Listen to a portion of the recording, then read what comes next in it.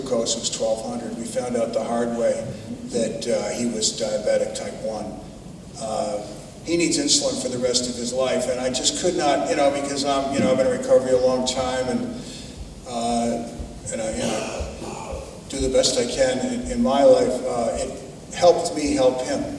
But the thing that really came to light for me was he has this chronic, incurable, progressive, potentially fatal illness that takes the same kind of care and ongoing treatment that addicts need to do. My son didn't get a completion coin when he left the hospital. Say, hey, great, nice job. This idea that when you leave a 28-day rehab or when you leave treatment, that it's great to acknowledge that the person finished it, but it's just the beginning. And when I talk about the spiritual nature of recovery, it really is, once again, how are you going to help the next person? That's how AA started.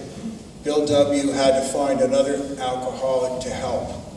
And I don't think if he had paid it forward that we would have what we have around the country right now and around the world that is a self-help movement that really is what works. It does not go away. For me, it's easy to stay sober now, but I'm going to tell you that I still go to meetings, and I think it's important. One last thing I'll say, they asked Jackie Leeson, they said, you know who Jackie is? You remember who Jackie was? Some of you do, some of you may not, yeah. Right. Yeah. So they said, Jackie, why do you drink so much? He said, to remove warts from other people's faces. That's why I go to AA. Thank you.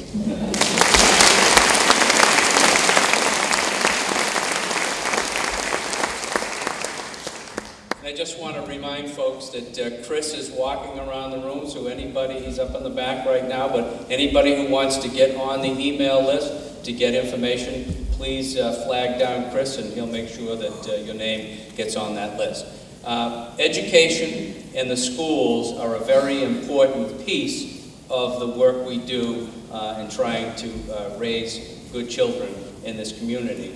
And our next speaker is the superintendent of schools, who's devoted to that task. And I see two of my dear friends from the Franklin High School, Kristen Searce and Marushka Waters, who are devoted to that effort. Kristen is the health education director here at Franklin High School, and Marushka does the theater department, but both devoted to that, and they know how important the schools are to this effort. So at this time, I'd ask Maureen Sevelinsky, the superintendent, you can stand wherever you'd like to stand. Thank you. I'll break with this mic. Hi everybody, I'm Maureen Sevelinsky. I'm a school official, but I also am a resident of Franklin, raised my children, went through the schools here. So I too am passionate about Franklin and our community's values. As a former teacher and as an administrator in Franklin, I have been touched by knowing a lot of the families, some of my neighbors who have had children succumb to heroin. And my heart goes out to every family. And it is heartbreaking. It is devastating to those families. And as school officials, we want to support all of our families. And I think at this time, some of the best things we do, Jeff pointed out Kristen, she's our director of health PE. We have a phenomenal research-based curriculum that really tackles not just substance abuse, but trying to help students and children make good decisions. We've been developing a developmental counseling system program. This has been our first year, 8th through 12th grade. We've had all of our counselors actually going into classrooms and delivering explicit instruction to help students develop the skills to make better decisions. That program will expand through 6th through 12th next year and the following year, K-5, that we really think it's worth it. Individual and group counseling is important, but we have to get into classrooms and teach students skills, how to communicate, how to manage stress, how to manage anxiety, and it needs to start in kindergarten. not when they're in high school. So we're really committed to that program. It's taken a lot of training and a commitment by our staff, and we're really proud of where we're going to be going with that program. And finally, the last thing I would just suggest, I think as a community, we really need to come together and really explore our beliefs and values about substance abuse. It's about heroin, it's about marijuana, alcohol, prescription drugs, and really come up with some solutions. If I could have one wish, what I would love to have is more community-based health services for families. Families are not going to be able to get treatment if they have to, schlep out of town. I think we have very few social services in the community. The schools have a lot of counseling, but we really need to explore as a community how to get more therapists, counseling groups, treatment centers right here in our community, and I think only that way.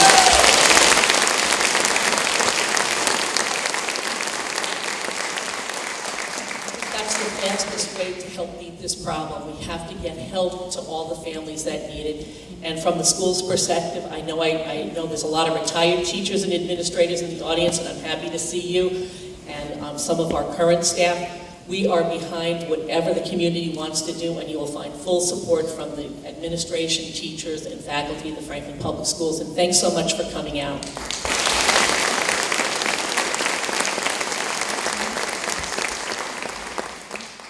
Thank you, Maureen. And another person I'd like to point out who is in the education field that's here in the audience is Dr. Ann Bergen. And she's been running a... please clap for Dr. Bergen.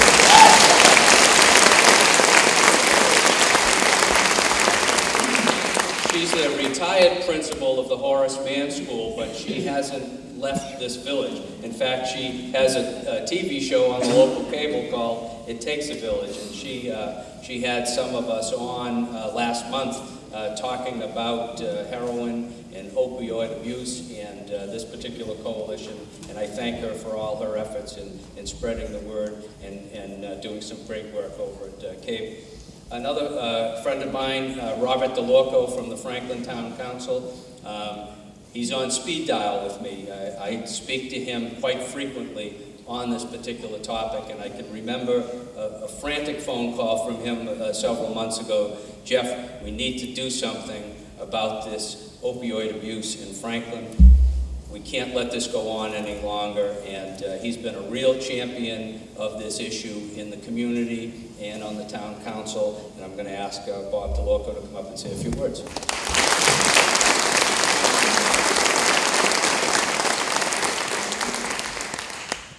Thanks, everybody, and thank all you guys for coming. It just shows how strong the community is. And it is true. I've talked to Jeff probably 4 or 5 times a day. Officer Baker, I see up there, and Officer Copeland, I talk to them all the time. They're tremendous. They do a great job. When I first got involved with this, I thought, oh, this is easy. We'll just arrest all the drug dealers and everything, get it off the streets. I thought that would be the way to go. And then talking to Officer Baker and Copeland and District Attorney Mike and Amy. I talked to Amy a little bit, and it really isn't. It's really education. We got to teach the kids young and get them to know. It's almost like the Mothers Against Drunk Driving. Now you see, years ago, and I was probably one of them. Used to drive when I was underage, drinking and driving. But with the education that they have now, it doesn't happen anymore. I see kids that I coach and stuff like that. They won't drink and drive. They won't, they have their designated drivers and stuff like that. We never had designated drivers when we were young. You thought you did, but you didn't.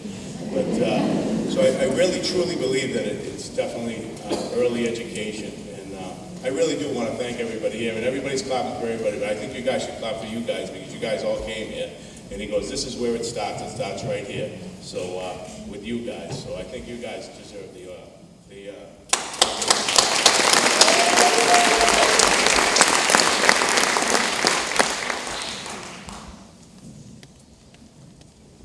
Chief Submergent from the Franklin Police has been really out front on this particular issue. Making the contacts in the community, making the contacts in the district attorney's office, and staying up front and out front on this issue of opioid abuse. And again, when asked to come and talk to the community about this issue, he didn't hesitate. And I want to introduce at this time Steve Submergent, the Franklin Police Chief.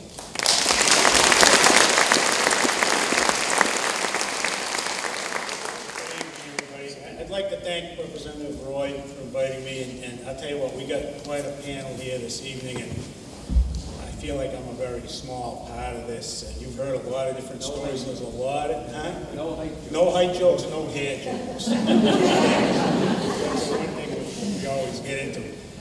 We've heard a lot of compassionate speeches. There's a lot of information that's being put out this evening.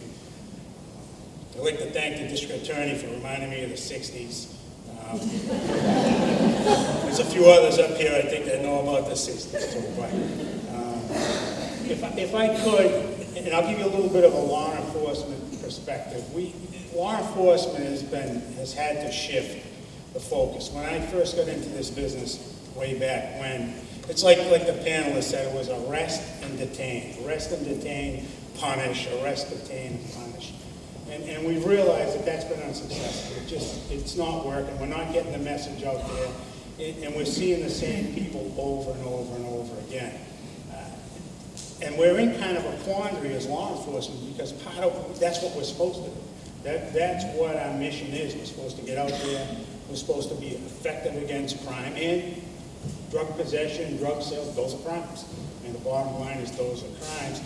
Then we have officers that are in the school. We have officers here tonight who have concerns and they want to be part of this process. We have guys here that are out making arrests. We have guys here that are making decisions for the guys that go out and make arrests. And then these people bring arrests in and the compassionate side takes over. Now what do I do with this individual? Where can I put this person so that they don't go before the district court judge or they don't wind up in the Norfolk County House of Corrections? Because that's not the answer. Because they're going to be back here. They're going to get out, someone's going to make their bail, and we're going to deal with them again.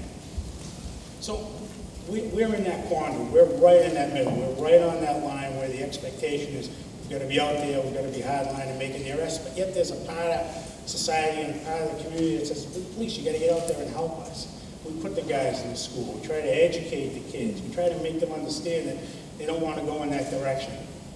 It just doesn't seem to be as effective as we need to be. So it's good to see everybody here this evening because I think, like the panelists said, this is where it's going to start. People are going to call the police. We're still going to do what we have to do, but we're shifting from that slow but surely.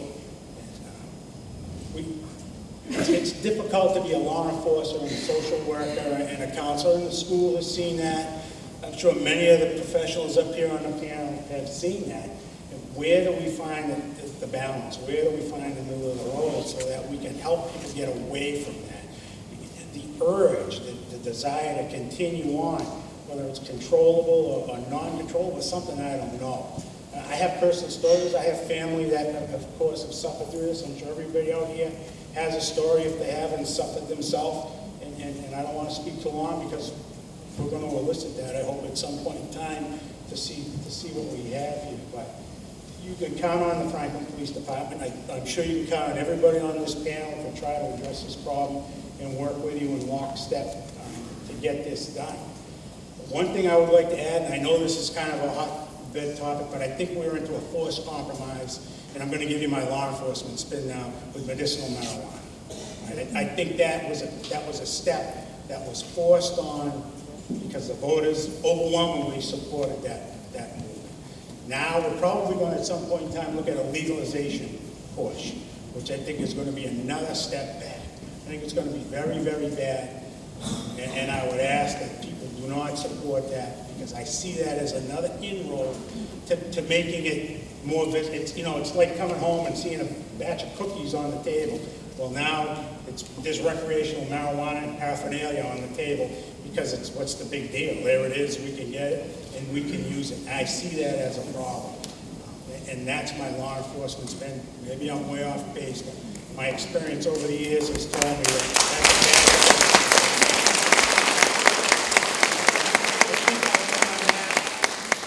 I want you to know the police department works very hard We struggled quite a bit from time to time with that decision making as to what do we do with this individual, where do we put them, how much effort do we put into quote unquote hammering people and just bringing them in and taking them down, or we try to remedy that somehow by working with other people here associated with this type of panel. So we do the best we can. I have a very, very dedicated bunch of guys, and their ears and their eyes are always open, and I think anybody in my agency will be willing to help. If you see them, they'll never turn their back on anybody. We'll do the best we can. Thank you.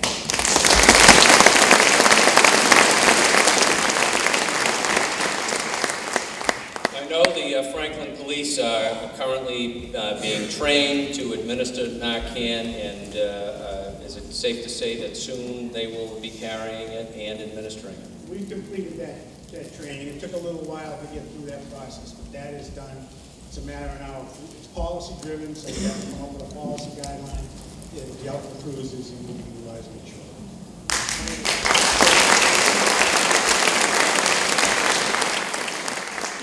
And last but certainly not least on the panel, we're going to hear from one of the first responders, from the firefighters' perspective, the people who are there seeing this at the first, and it's Bob Donovan from the Franklin Fire Department.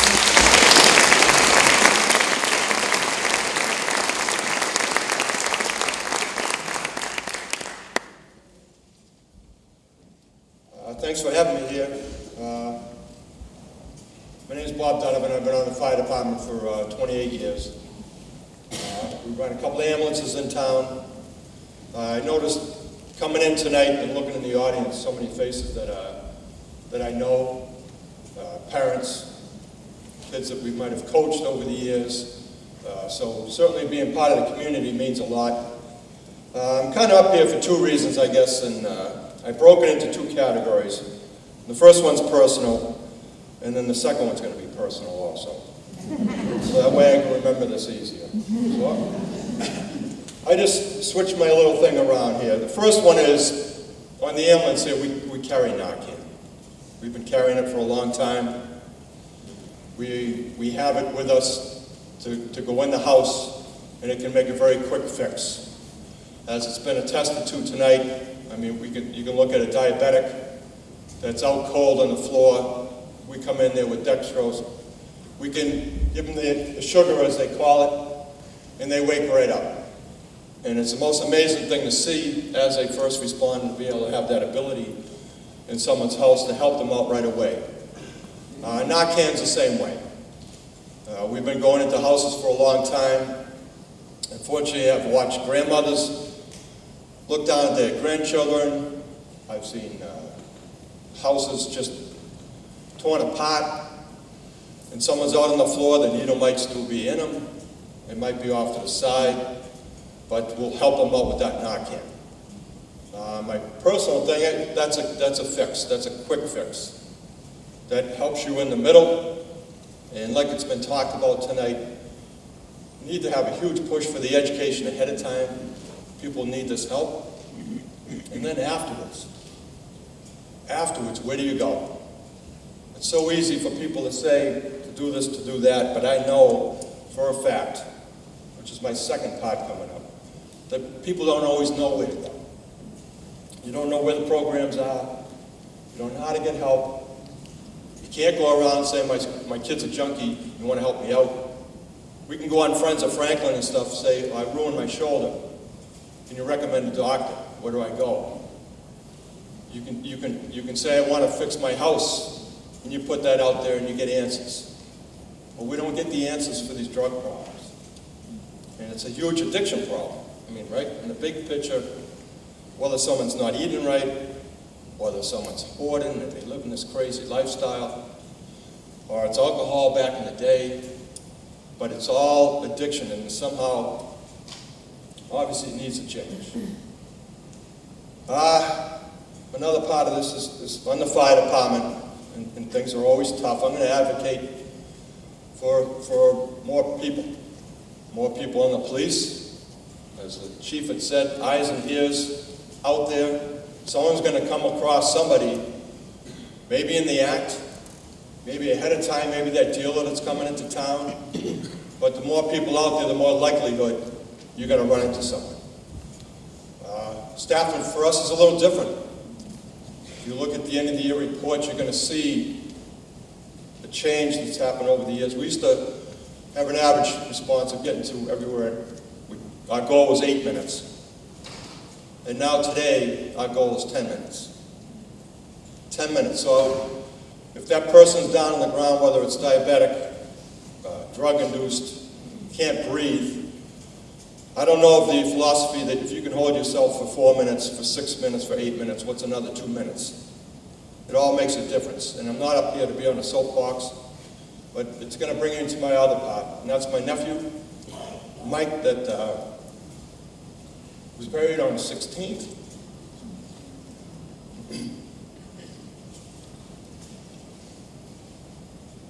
A lot of people in this audience know him, know my family, my brother up on Oak Street.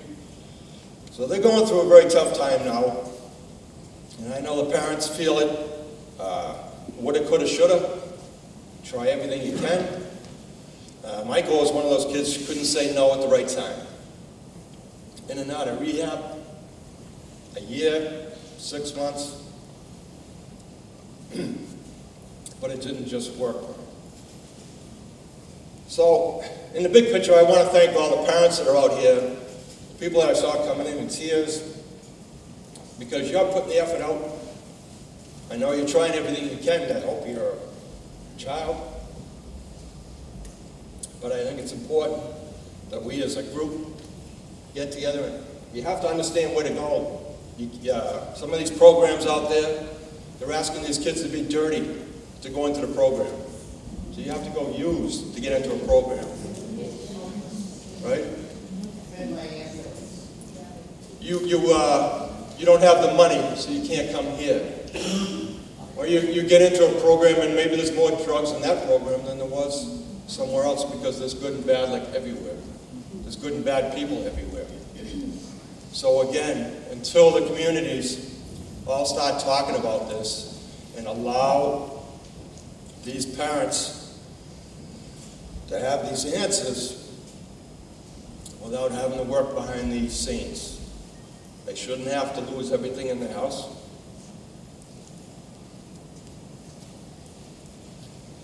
They shouldn't have to separate themselves from kids with cookouts, right? So anyways, thank you.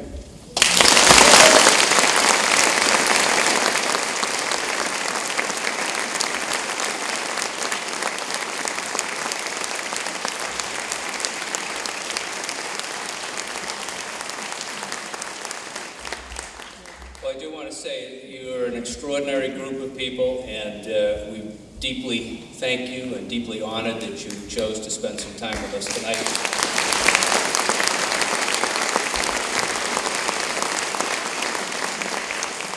I do want to open it up a bit for folks who may have some questions or comments tonight. We'll spend a few minutes doing that, but we have a wonderful resource in the room, and I know he's going to hate me for calling on him. But Representative Fernandez is the chairman of the Judiciary Committee in the House of Representatives. And if you would indulge us, please tell us a little bit about what's happening at the Judiciary Committee at the legislature. And you're too valuable of a resource to let you not say a word. And that's what you get for throwing those stones at me as a little kid. Thank you, Jeff. I really am just going to, I wasn't intending to come here to speak. I came here to support Representative Roy's effort and the effort of you to try and pull together resources within your community. We've lived with this for a long time. You've met some people from Milford that are doing a great job in the region. You've got terrific resources here.